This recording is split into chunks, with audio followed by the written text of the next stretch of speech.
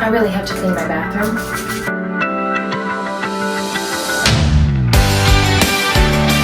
It just gets so messy so quickly. It's my bathroom and my kids' bathroom, and so there's just way too much stuff in here. And mostly it's my fault because a lot of it's my stuff, but it just needs to be done at this point. So the thing I want to talk to you about today, though, is why I am not raising my kids to be happy. And you're going to be like, Kenzie, that's terrible. You should raise your kids to be happy. Of course, I would like for my kids to be happy, but as a mom, as a new mom, as a young mom, all you hear all the time is, I just want my kids to be happy. And that's just not what I want. I want my kids to be resilient and strong because happiness is super easy to achieve. Kenzie, that sounds wrong. Everyone talks all the time about how hard it is to achieve happiness. They're talking about lasting happiness. That's the one that's hard to achieve. Happiness is as easy as binge watching your favorite TV show or grabbing your favorite food to eat or scrolling on your phone for hours on end, which I am guilty of, by the way. And for some people, devices are way worse. They find happiness at the bottom of a bottle, or with a certain kind of drug, or with sex, or with porn. Things that are actually truly damaging to you. We live in a culture where you're chasing constant happiness, and it's driving addiction. It's not normal in life to be happy all of the time. You simply can't achieve that, and if that's what you're trying to achieve, you're going to be upset with the results. And you'll just end up chasing that happiness over and over and over again because it's so short-lived. It is happiness, but for just a small burst of time. It's an incredibly potent dopamine hit. So what ends up happening is you continue to try to scroll on your phone. You go back for another drink. You go back for another hamburger or, whatever it is that you've chosen to make you happy in that instant. And then you're confused as to why you're not still happy after like a half hour. I've really messed up my countertop. This is all stained from me doing my eyebrows, which you guys have witnessed. I'm like really bad at doing my eyebrows, but here we are. So obviously I want my kids to be happy, but I want them to have the kind of happiness that is earned through hard work and perseverance and diligence, because that's the kind of happiness that's going to carry them through hard times.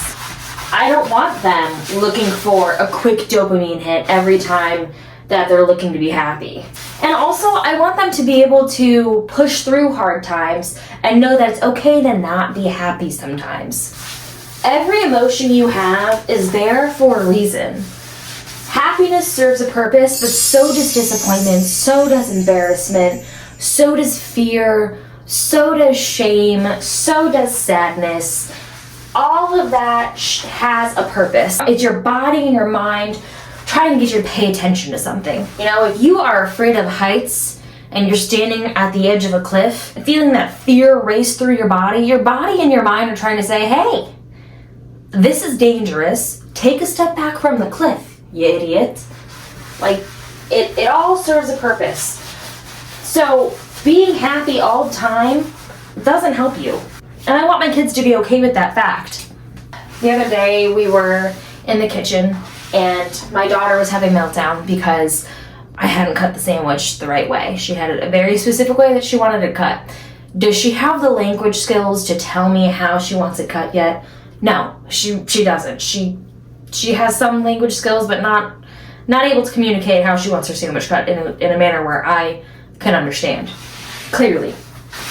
So she's having a meltdown because I did it wrong. And my son is grumpy because he was just woken up because she's having such a loud meltdown that it cut his nap short. And I remember thinking to myself, wow, I just wish that they would be quiet and be happy and I wouldn't have to deal with this right now because I'm so overstimulated because they're having such big feelings right now, and I just want them to be happy because that would be easier. But the thing is, your kids have to learn with disappointment. I'm sorry, baby girl, you are not always going to be able to have your sandwich cut just exactly the way that you want it. Now, obviously, reasoning with a toddler is basically impossible, but your kids have to learn to deal with disappointment. I'm sorry, baby boy. Sometimes you're going to be tired. I've also learned that my kids learn a lot more and a lot faster when I let them figure stuff out on their own, even if they're uncomfortable. But would I like to be able to swoop in every chance I got to help my daughter put the puzzle pieces in the right spot because I don't want her to be frustrated? Sure, absolutely. Do I want to be there every time my son is trying to pull himself up to stand and then plops down on his butt and starts crying? He didn't hurt himself. He's just crying because he's a baby and he's trying to learn how to stand, and it's hard. Yeah, I would love to run to him and help him with that every chance I get. But the fact of the matter is, they learn a lot faster if you let them do things. If you let them fall down, if you let them struggle, they're going to become incredible problem solvers, because at the end of the day, you're not raising children, you're raising adults. They are future adults. And you want them to be able to not only succeed and thrive, but also contribute to society. And that means they have to be able to figure life out without mommy and daddy helping them all of the time. I think the people who struggle the most as adults are the people who had the rude awakening of realizing that the world didn't revolve around them and not all of their problems could be solved for them. It's people who almost have this sense of entitlement to having just an easy run at things. And I mean, that's just not how life works. You're going to struggle at something. You're going to encounter disappointment somehow. You're likely going to encounter people that you just don't like, you don't want to be around. But you have to figure out how to get past all of that, because that's the world that we live in. So I want my kids to develop those skills now. And that means that they're not always happy. That means that they're not always getting the toy that they want. He's not happy right now. He's crying.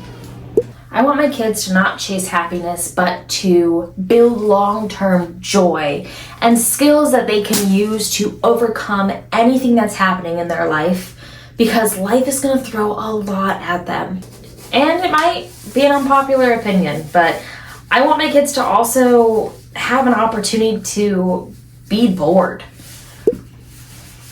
I don't think providing children instantaneous gratification for any of their wants and needs is healthy in any way. I think it is contributing to the public health crisis that we're experiencing in the world today. And I think at large part that's due to the choices that parents have been making. They just want their kids to be happy.